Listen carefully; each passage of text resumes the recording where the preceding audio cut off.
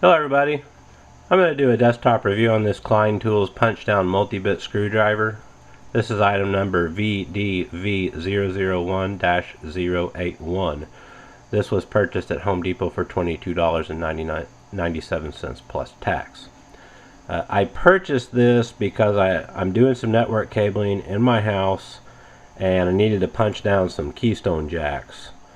And typically, I would subcontract cabling jobs and whatnot to other vendors, and I'm not going to do it in this case. So I needed a punch down tool, and I didn't want to spend the money on a good quality spring loaded punch down tool, so I purchased this one. This is a manual model. I purchased this to see how well it works, and we're going to find out. So what I like about this, and what a lot of people would like about it, if they're in cabling, maybe in a corporation or something like that, and they have to go out and do network cabling maintenance and maybe re-punch down a jack here and there or something like that, typically they would carry snips, cutters, this, that, and the other, screwdriver, kind of a little tool belt or a tool bag of miscellaneous items to do these simple tasks. That's where I think this would come in handy for a lot of folks, especially for just 22 bucks. As it is, you might just need this and a pair of snips and you're good to go. Now it comes with two punch down blades. It comes with a 110 on this side, and it's a twist lock. Twist it, pull it out, and it's got a 66 punch down on the other side. I'm not going to go into all the nuances on this stuff, but I'll show you how it works, at least with the 110. Cool thing about it, you can pull this out like any multi-function screwdriver, turn it around, and now we've got a screwdriver bit here. It has a number 1 Phillips, a number 2 Phillips, a 3/16 flathead, a 1/4 inch flathead, but it will also do nut driver functions of a 1/4 inch, 3/8 inch, and it will do a hex key of a 3/8 inch. So this side right here pulls out, and you can see I can pull the bits out and turn them around on either end.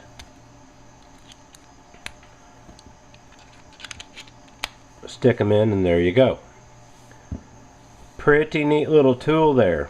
Now here's one thing I do not like about it, and this didn't really register to me in the store when I picked it up. If you take this out, you can see that the bit is really short, and it's a double-ended bit, but it has an indent ball here. So when you stick it in, it snaps in. I really think they should have put a magnet down in there, and here's why I say that. If you wear one of these bits out, I didn't see any replacements, so it may be a special order item. So if I were to bring in just a regular bit, like you would use in a cordless drill or whatnot, it fits in there just fine. Doesn't stick out quite far enough, but there's nothing to hold it in, so it literally will just fall out. That's the only negative I can see on the tool thus far. So I'm going to get into using it right now, and we're going to try a punch down in real time and just see how well this manual tool works. So like I said, it's a 110, and it has the punch down and then the cutoff blade on this side. Now you have to pay attention to how you put this in there to make sure you cut the wire off and make this on the outside of the tombstone. So let me bring in a piece of Cat 5 here.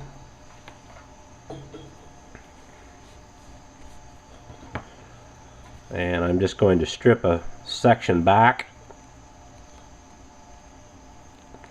You can use whatever you want to use for a stripper. Now good practice here is to get this piece of cord.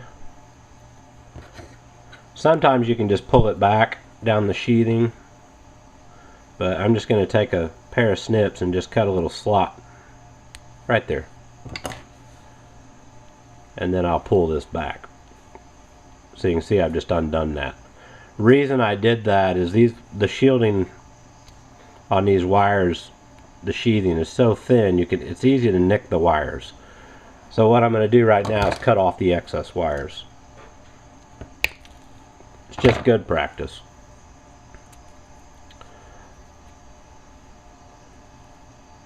So now I'll just come in and cut this piece away.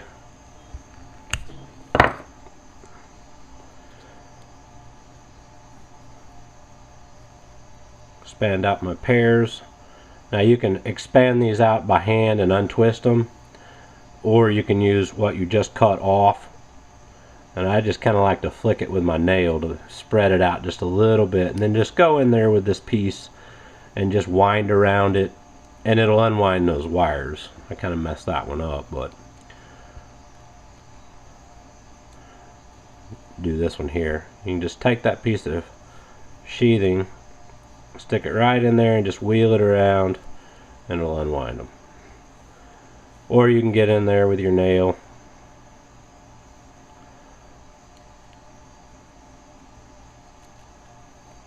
wind them out this way. Whatever works best for you.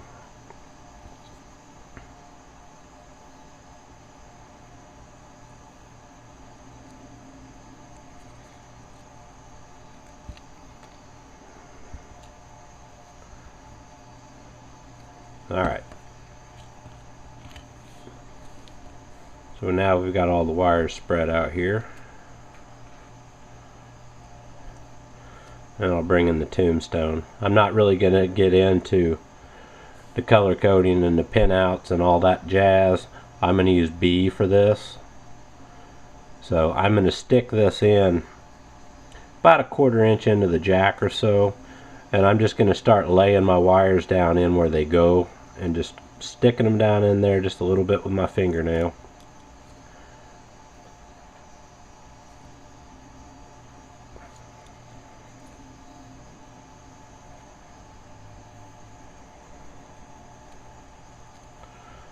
May be a little bit boring to watch, but we're going to go through it nonetheless.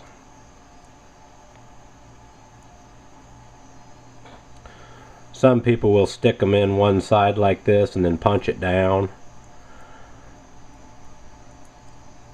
Personally, I prefer to do all of them at once.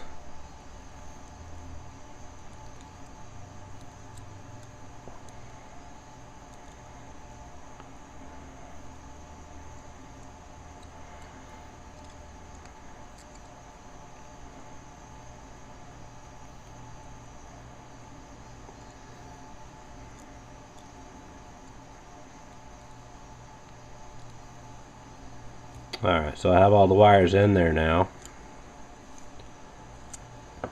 So if you can see the end of this, one of them's got a little bit of a point. That's the cutter, that's going to cut it off. So I'm going to start with this side here, push the wire down and cut it off. And I'm going to go down the line. Now you can't really see what I'm doing, but I'll try to show you one here. Coming in right here. Just like that. Pressing down. Giving it a slight wiggle at the end to help cut that lead off.